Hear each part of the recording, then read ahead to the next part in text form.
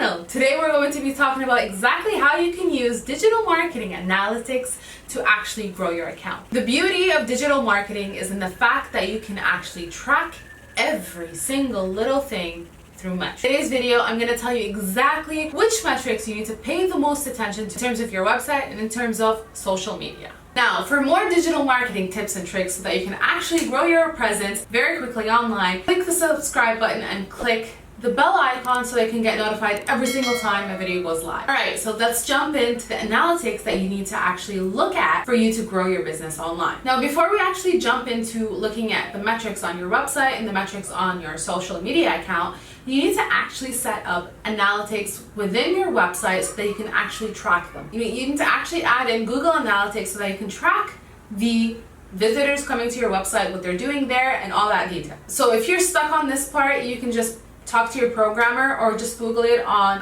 YouTube. And the second thing that you need to pay attention to is your social media account needs to be a business account. If you don't have a business Pinterest account, business Instagram account, business Facebook account, you're not going to be able to track any metrics, which is why I recommend against using a personal profile on social media, because you need those analytics to actually see what is happening on your account. Starting off with a website. The number of people coming onto your website doesn't really matter if they're not spending enough time on your website. Your website needs to be sticky. That means I need to keep the customer or the viewer or the visitor, whatever you like to call them, on my website for the longest period possible. This is called session duration. I need to make sure my session duration is fairly high so that I can retain and update my websites to make it even more sticky. And the way that I can make it more sticky is by showing more videos or more blog posts or more posts that the person can consume while they're on your website. So if you look here, you're on YouTube, you can see here on the right hand side, you have the videos that are appearing. This makes YouTube a very sticky website because you go from video to video to video to video, as you might have already noticed. Now with that said, you got people on your website, you're probably driving them to a homepage or a landing page. You also want them to go into your sub pages where you have your services and your contact form so they can get more people to actually convert from being a consumer to a customer. So that means that you're going to need to track page sessions to see how long they're staying on each page. Now usually if you have a very small page session or session duration, you're going to need to pay attention to how you're writing the content on your website. Oftentimes when we write content for the website, we don't write with the customer in mind. We try to be writing in a way that's going to impress our colleagues instead of impress our customers. And then the third metric that you really need to pay attention to is how many new visitors are you getting and how many returning visitors are you getting. The more important one than the new visitors is the returning visitors, because that means your website is one, sticky, two, the content is 100% relevant to this person that keeps coming back to consume more of your content. And your marketing efforts and marketing campaigns are effectively doing what they need to be doing so that you can actually get more people on your website. And the reason why you need people on your website is so you can get them to sign up to your email list so that you can nurture them even further. Now the last metric that you need to focus on is where your traffic is coming from. So there's a couple of terms that you can find on this part where you can see the direct links, the social links, and so much more depending on how you're generating your content and your digital marketing strategy. So what you need to actually do is, because this video is about the direct and social media traffic, we're only going to cover these two.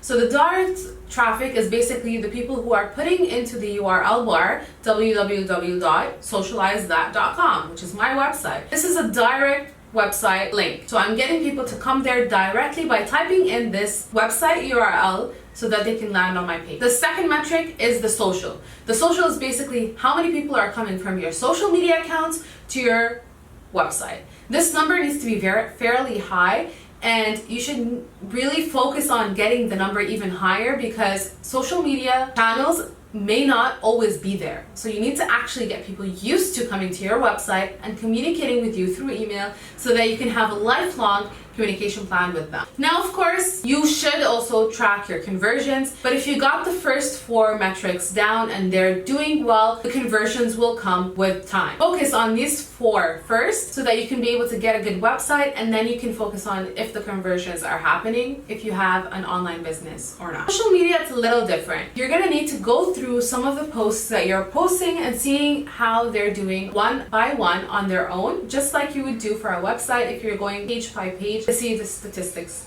of the page. Here you'll be looking at the statistics of your post, if they're doing well or not. The reason why you need to see if your social media post is doing well is to know if you need to create more content like it or not, and see per post what is the analytics that you're getting, how many people are viewing your picture, and see the overall look. Are they liking a lot? Are they commenting a lot? Are they actually viewing this picture? And it's going to show you these statistics there. That's a general overview. The second metric that you need to focus on is the time metric. I hear a lot of people ask, what time do I post on the internet? And then I see all these infographics that tell you what is the best time to post on certain platforms, which doesn't really make sense to me. The reason why it doesn't make sense to me is because each customer is a little different than the other, or else we'll all be targeting the same customer. So if your customer works, yes, maybe the right time to post to them is from 5 to 6 when they finish work. But if your customer works and gets stuck in traffic from 5 to 6, the best time to post is not 5 to 6. So what you need to do is use your social media built-in time metrics to actually know when are the best days and times to post. Depending on the channel, you might not have this feature yet because you haven't grown enough.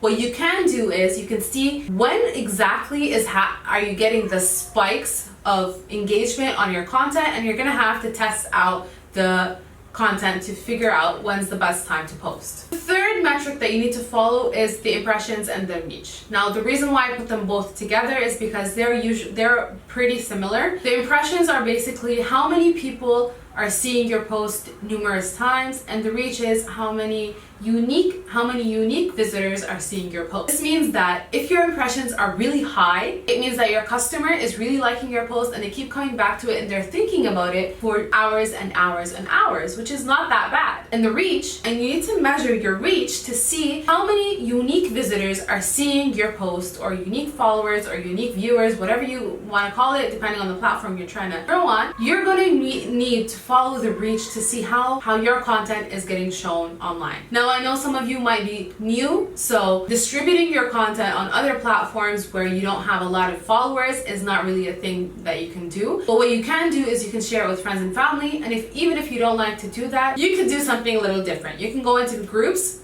based on your industry and communicate with people in the comments to talk about your page and how it helps them. Don't be spammy, just try to answer questions that are there. And if you can't find questions, find a different group. The group needs to be very engaging and has a lot of members that post frequently so that you can get the traction that you need to increase your reach and your impressions later on. One last thing is the engagement percentage.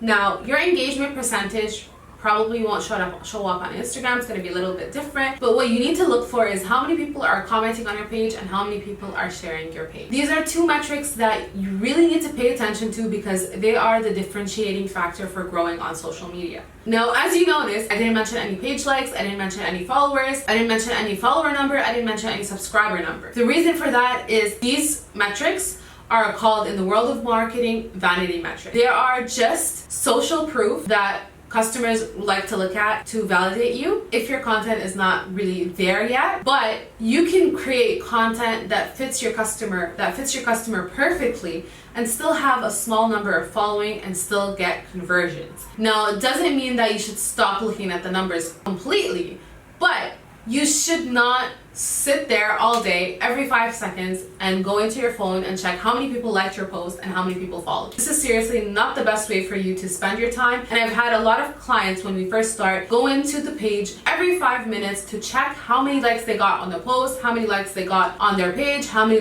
follows they're getting, and all these vanity metrics. Where in real life, you need to be measuring something that's going to be on the long run there for you. Because I can follow an account that uses bots on Instagram and I can get 10 followers the same day. But what do I want with bot followers if they're fake? I can't make a sale from that. And at the same time, I can buy followers, which I'm 100% against, and I can get followers that way. But still, again, I'm not going to get the engagement rate that I need, and at the same time, I'm not going to get the conversions that I need. Now, why I'm saying you're not going to get the engagement rate that you need is because usually there's an algorithm of how the social media platform shows your content online. On average, your content will be shown to around 20% of your followers or people who like your page. So that means that if you have 10,000 followers where you have 8,000 of them are fake, the majority of people who are going to see the post are fake followers, and they're not going to engage in your account, and then your account is not going to get the engagement it needs to actually grow. So engagement is very important. You need to pay attention to that. So these are the metrics you need to follow for your website and for your social media accounts. If you want me to create more videos about analytics, please leave me a comment in the bottom.